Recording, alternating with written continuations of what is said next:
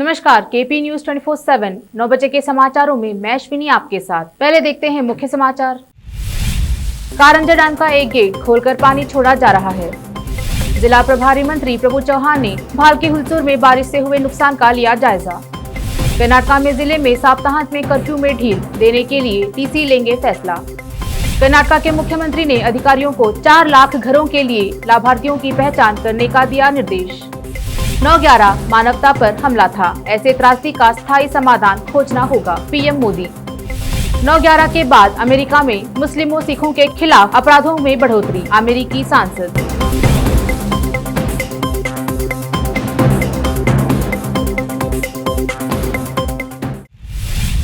अब देखते हैं समाचार स्थानीय। आज केंद्रीय उर्वरक और रसायन मंत्री भगवंत खुबा ने बीदर जिले के काडवाद और सिरसी ग्राम का दौरा किया, जहां पिछले दिनों बारिश के कारण पुल, खेत खलियान आदि को नुकसान हुआ है। उसका जायजा लिया और इस संबंध में लोगों से बातचीत कर जानकारी ली और मौके पर मौजूद रहे अधिकारियों को दिशा निर्देश दिए।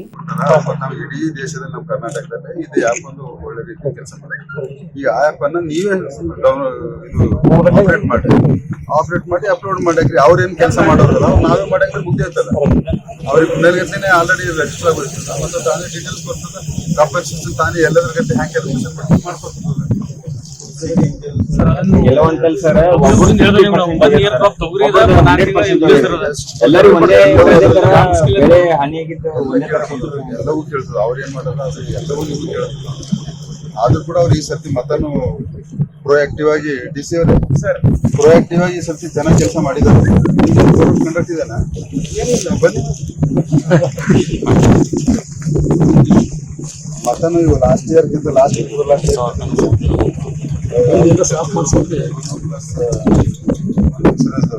ತುಂಬಾ ಚೆನ್ನಾಗಿ ಕೆಲಸ ಮಾಡಿದ್ದಾರೆ ಅದನ್ನ ಇನ್ನೂ ಸ್ವಲ್ಪ ನಿಖರವಾಗಿ ಡಿಟೇಲ್ ಆಗಿ ಹೋಗ್ಬೇಕಾದ್ರೆ सर इन नाली तुम्हारा सर बीदर का कारंजा डैम हाल ही में हुई लगातार बारिश के कारण पानी से लैस हो गया है। इस डैम की क्षमता और आसपास के गांवों को ध्यान में रखते हुए प्रशासन ने डैम का एक गेट खोल दिया है। इससे डैम में रहा पानी का दबाव कम होगा और यह गेट खोलने से आसपास के गांव के लोग खुश हैं। इससे उन्हें सिंचाई के लिए अच्छी मात्रा में पानी उपलब्ध होगा। बीदर जिला प्रभारी मंत्री प्रभु चौहान ने भालकी और हुलसूर तालुका का दौरा कर बारिश से हुए नुकसान का जायजा लिया। इस अवसर पर उन्होंने बारिश से नुकसान हुए खेत, ब्रिज कम बैरेज और पुलों का जायजा लिया। इस अवसर पर उनके साथ भालकी तहसीलदार, कीर्ति चालक और अन्य विभाग के अधिकारी मौजूद थे। मंत्री ने अधिकारियों को दिशा निर्देश दिए और नुकसान की जाँच कर संपूर्ण रिपोर्ट देने को कहा। बीदर शहर के आशीर्वाद अस्पताल में कल रविवार को शुगर टेस्टिंग कैंप का आयोजन किया जा रहा है। अस्पताल के डॉक्टर विनोद कुमार ने कहा कि लोग इस कैंप का लाभ उठाकर अधिक संख्या में अपनी जांच करवाएं। सितंबर कल के डेट में हमारे हॉस्पिटल में एक कैंप कर रहे हैं, बायोथेसीमेट्री detection, बायोथेसीमेट्री neuropathy detection camp.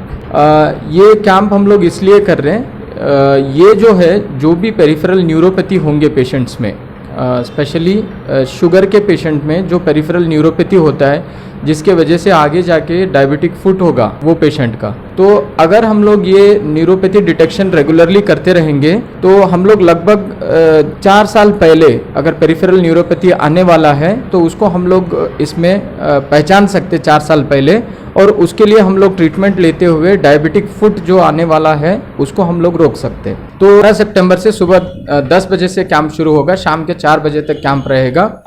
Address stadium road opposite Sai school, Amantrana hotel के बाजू में, आशीर्वाद मल्टी स्पेशलिटी हॉस्पिटल में। Doctor Vinod Kumar, managing director, Ashirwad multi speciality hospital. अब समाचार राज्य के। राज्य सरकार ने उपायुक्तों को कहा तय करने के लिए अधिकृत किया है कि क्या उनके जिलों में सप्ताहांत कर्फ्यू हटाया जाना चाहिए। सभी जिलों में कोविड-19 सकारात्मक दर 2% से नीचे गिर गई है और कर्नाटक का औसत केवल 0.7% है। हालांकि सरकार ने 27 सितंबर तक रात के कर्फ्यू और पबों में शराब परोसे जाने जैसी प्रतिबंधों को बढ़ा दिया है। स्विमिंग पूल, इंडोर खेल गतिविधियों और दर्शकों के साथ आउटडोर खेलों पर प्रतिबंध जारी रहेगा। मूवी हॉल को 50% ऑक्यूपेंसी के साथ शो स्क्रीन करने की अनुमति है। मुख्य सचिव पी रवि कुमार द्वारा जारी दिशा निर्देशों में कहा गया है कि 13 सितंबर तक लगाए गए सभी प्रतिबंध 27 सितंबर तक जारी रहेंगे। तदनुसार केरल और महाराष्ट्र से सटे जिलों में कड़ी निगरानी होगी।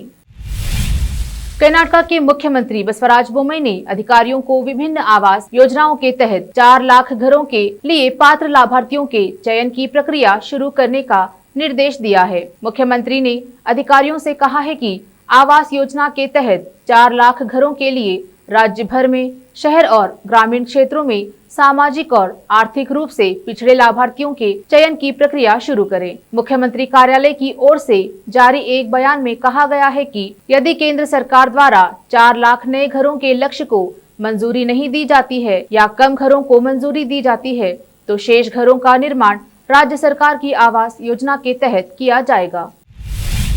बेंगलुरु में मानसून के मौसम के परिणाम स्वरूप शहर में डेंगू के मामलों में लगातार वृद्धि हुई है। मई में 102 मामलों की संख्या मानसून की शुरुआत से पहले अगस्त में 677 तक बढ़ रही है। हालांकि स्थिति चिंताजनक नहीं है, बीबीएमपी अधिकारियों ने कहा है। बृहद बेंगलुरु महानगर पालिका तिथि के अनुसार मई से अगस्त तक शहर में डेंगू के लिए परीक्षण किए गए 12,203 नमूनों में से 1,304 सकारात्मक पाए गए हैं। बीबीएमपी के 8 क्षेत्रों में पूर्वी क्षेत्र ने सबसे अधिक 438 मामले दर्ज किए हैं। इसके बाद दक्षिण क्षेत्र में 319 मामले दर्ज किए गए हैं।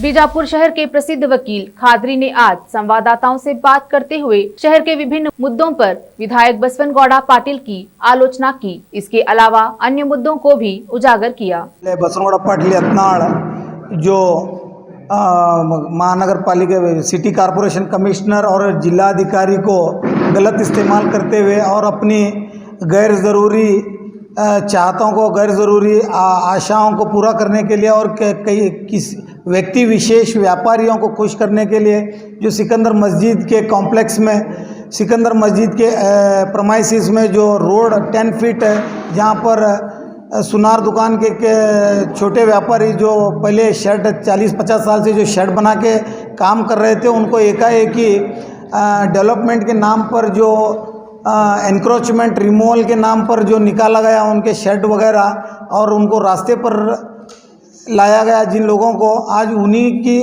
उसी ज़मीन पर कॉरपोरेशन पब्लिक टॉयलेट बनाने की कोशिश कर रही है, जो कि कानून के खिलाफ है। और इस मामले में आज से 3-4 साल पहले कर्नाटक वक्फ बोर्ड बेंगलुरु और सिटी कॉरपोरेशन के बीच में वक्फ ट्रिब्यूनल बेलगाम में एक केस चला, जिसमें कॉरपोरेशन कमिश्नर के ऊपर और जिलाधिकारी के ऊपर कोर्ट ने ये परमानेंट आदेश किया है कि वहाँ किसी किस्म की कार्रवाई या किसी किस्म का कंस्ट्रक्शन नहीं किया जा सकता।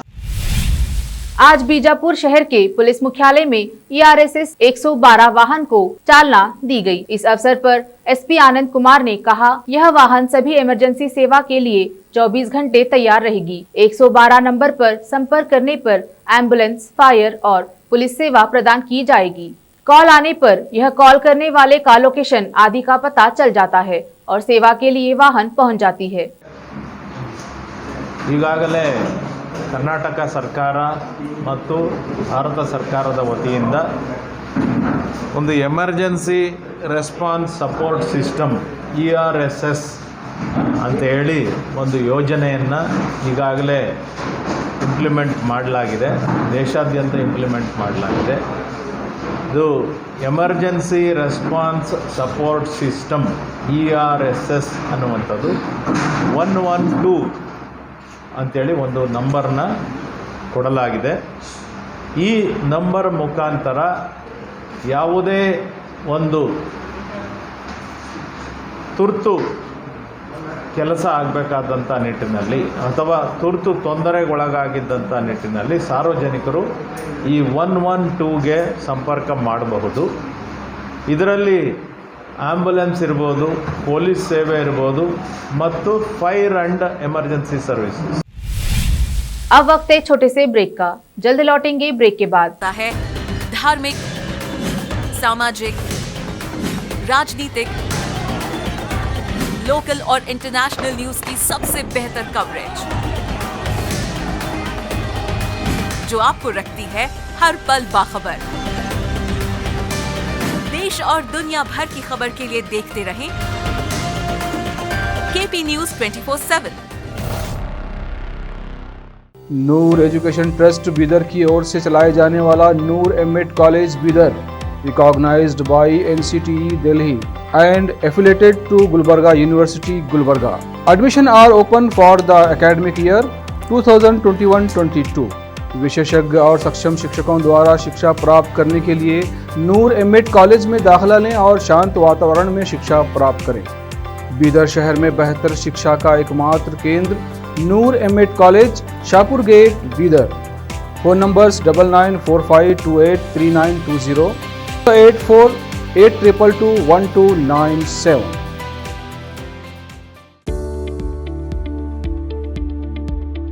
बीदर के पहले Hindi news channel KP news 24/7 के लिए रिपोर्टर, एंकर और अनुभवी न्यूज राइटर की जरूरत है। मीडिया में काम करने का अनुभव रखने वाले लोग हमसे संपर्क कर सकते हैं। अनुभव के आधार पर तनख्वाह दी जाएगी। एंकरिंग के लिए फ्रेशर्स भी संपर्क कर सकते हैं।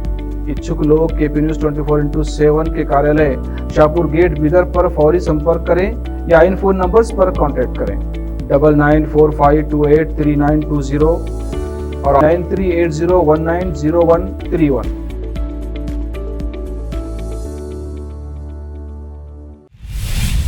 ब्रेक के बाद आपका स्वागत है। समाचारों का सिलसिला जारी रखते हुए देखते हैं देश और दुनिया के समाचार। प्रधानमंत्री नरेंद्र मोदी ने 9/11 की 20वीं बरसी पर शनिवार को उस हमले में मारे गए लोगों को याद किया। पीएम मोदी ने कहा कि यह मानवता पर हमला था और ऐसी त्रासदी का स्थायी समाधान मानवीय मूल्यों के जरिए ही खोजा जा सकता है। प्रधानमंत्री नरेंद्र मोदी ने शनिवार को 1893 में शिकागो में विश्व धर्म संसद में स्वामी विवेकानंद के प्रसिद्ध भाषण और सुब्रमण्यम भारती की 100वीं पुण्यतिथि पर उन्हें याद किया। साथ ही नुआखाई के मौके पर लोगों को बधाई दी। यूपी विधानसभा चुनाव नजदीक आने के साथ ही विभिन्न दलों में सरगर्मियां तेज हो गई हैं। कांग्रेस भी विधानसभा चुनाव में कोई कोर कसर नहीं छोड़ना चाहती है। कांग्रेस महासचिव प्रियंका गांधी उत्तर प्रदेश में काफी समय से सक्रिय है। आज प्रियंका रायबरेली और अमेठी के दौरे पर जाएंगी। इससे पहले प्रियंका गांधी ने शुक्रवार को उत्तर प्रदेश कांग्रेस कमेटी कार्यालय में प्रदेश चुनाव समिति की बैठक में हिस्सा लिया था और नेताओं की राय जानी थी। भारतीय जनता पार्टी ने व्यापार प्रकोष्ठ में अमिताभ श्रीवास्तव को पूर्वी विधानसभा का संयोजक तथा सह संयोजक के पद पर संतोष त्रिपाठी और धर्मेंद्र तिवारी की नियुक्ति की गई। भारतीय जनता पार्टी व्यापार प्रकोष्ठ लखनऊ महानगर के पदाधिकारियों की एक बैठक लखनऊ महानगर कार्यालय में संपन्न हुई। बैठक में मुख्य अतिथि के रूप में लखनऊ महानगर के अध्यक्ष मुकेश शर्मा तथा वरिष्ठ अतिथि के रूप में महानगर महामंत्री त्रिलोक सिंह अधिकारी तथा महामंत्री पुष्कर शुक्ला उपस्थित रहे। बैठक की अध्यक्षता भाजपा व्यापार प्रकोष्ठ के लखनऊ महानगर अध्यक्ष अभिषेक खरे द्वारा की गई। इस बैठक में पूर्वी विधानसभा से वरिष्ठ व्यापारी नेता अमिताभ श्रीवास्तव को संयोजक तथा यह संयोजक के पद पर संतोष त्रिपाठी और धर्मेंद्र तिवारी को नियुक्त किया गया। अध्यक्ष जी और महामंत्री की उपस्थिति में मुझे पूर्वी विधानसभा का संयोजक बनाया जा रहा। मैं पूरी केंद्रीय जांच एजेंसी सीबीआई ने कर्मचारी भविष्य निधि संगठन के 3 अधिकारियों के खिलाफ भ्रष्टाचार और धोखाधड़ी का मामला दर्ज किया है। तीनों अधिकारियों पर पिछले साल मार्च से जून तक के बीच करीब 2.70 करोड़ रुपए कथित रूप से निकालने का आरोप है। कोरोना महामारी और लॉकडाउन के दौरान नौकरी जाने के बीच ईपीएफओ ने भविष्य निधि फंड से निकासी के नियमों को आसान बनाया था। इस दौरान तीनों अधिकारियों ने कथित धोखाधड़ी को अंजाम दिया। कर्मचारी भविष्य निधि संगठन के सतर्कता विभाग की शिकायत के आधार पर मामला दर्ज किया गया है। हरियाणा के करनाल में पिछले दिनों किसानों पर हुई लाठीचार्ज के बाद आंदोलन कर रहे किसानों और प्रशासन के बीच सुलह हो गई। लाठीचार्ज की अब न्यायिक जांच की जाएगी। आम सहमति से निर्णय हुआ कि 28 अगस्त की लाठीचार्ज की घटना की न्यायिक जांच पूर्व न्यायाधीश करेंगे, जबकि लाठीचार्ज का आदेश देने वाले एसडीएम आयुष सिन्हा जांच पूरी होने तक महीने भर छुट्टी पर रहेंगे। किसानों और प्रशासन के बीच आम सहमति बनने के बाद गुरनाम सिंह चढ़नी और एसीएस देवेंद्र सिंह ने कहा कि 1 महीने के अंदर जांच कमेटी अपनी रिपोर्ट पेश करेगी। यह भी निर्णय लिया गया कि जिस किसान की मौत हुई है उनके परिवार के 2 लोगों को नौकरी दी जाएगी। हालांकि समझौते के तहत किसान नेताओं ने एसडीएम आयुष सिन्हा पर एफआईआर दर्ज करने की मांग छोड़ दी। भारतवंश अमेरिका सांसद प्रमिला जयपाल समेत कांग्रेस की महिला सदस्यों के एक समूह ने शुक्रवार को प्रतिनिधि सभा में एक प्रस्ताव पेश किया, जिसमें 11 सितंबर के हमले के 2 दशक बाद भी पूरे अमेरिका में अरब, पश्चिम एशिया, दक्षिण एशिया मूल के लोगों और मुस्लिमों तथा सिखों के खिलाफ नफरत, भेदभाव और नस्लवाद को स्वीकारा गया है। प्रस्ताव में सांसदों प्रमिला जयपाल, इल्हान उमर, रशीद तैलाब और जुडी चू ने स्वीकार किया कि लोगों के धर्म, जाति, राष्ट्रीयता और आव्रजन स्तर के आधार पर सरकार ने उन्हें निशाना बनाया। प्रस्ताव में इन समुदायों को अनुचित तरीके से निशाना बनाने वाली सरकारी नीतियों की समीक्षा करने, उनकी जांच करने तथा उनके प्रभावों का ब्यौरा तैयार करने के साथ ही उन्हें समाप्त करने के लिए समुदाय आधारित संगठनों के साथ काम करने के लिए एक अंतर एजेंसी कार्यबल के गठन का विचार भी है। अब समाचार फिल्मी दुनिया के। साउथ इंडस्ट्री के सुपरस्टार रजनीकांत करोड़ों दिलों पर राज करते हैं। रजनीकांत साउथ के साथ साथ हिंदी सिनेमा में भी काफी फेमस हैं। वहीं उनकी अगली फिल्म अन्नाथे का दूसरा पोस्टर भी सामने आया है, जिसमें रजनीकांत काफी स्टाइलिश लग रहे हैं। देखते हैं खेल जगत के समाचार। 5वें टेस्ट मैच रद्द होने पर लोगों ने सोशल मीडिया पर दी प्रतिक्रिया, कहा ये शर्म की बात है। अंत में समाचार बाजार के। तेल तिलहन के दाम में हाल के दिनों में कुछ नरमी जरूर आई है, लेकिन पीछे दाम में तेजी देखी गई थी। आगे त्योहार सीजन में दाम में फिर तेजी न आए, इसे लेकर केंद्र ने राज्यों से कंपनियों के स्टॉक की जांच करने के आदेश दिए हैं। फिर से एक नजर मुख्य समाचारों पर। कारंजा डैम का एक गेट खोलकर पानी छोड़ा जा रहा है। जिला प्रभारी मंत्री प्रभु चौहान ने भालकी हुलसूर में बारिश से हुए नुकसान का लिया जायजा। कर्नाटका में जिले में सप्ताहांत में कर्फ्यू में ढील देने के लिए टीसी लेंगे फैसला। कर्नाटका के मुख्यमंत्री ने अधिकारियों को 4 लाख घरों के लिए लाभार्थियों की पहचान करने का दिया निर्देश। 9/11 मानवता पर हमला था, ऐसे त्रासदी का स्थायी समाधान खोजना होगा, पीएम मोदी। 9/11 के बाद अमेरिका में मुस्लिमों सिखों के खिलाफ अपराधों में बढ़ोतरी, अमेरिकी सांसद।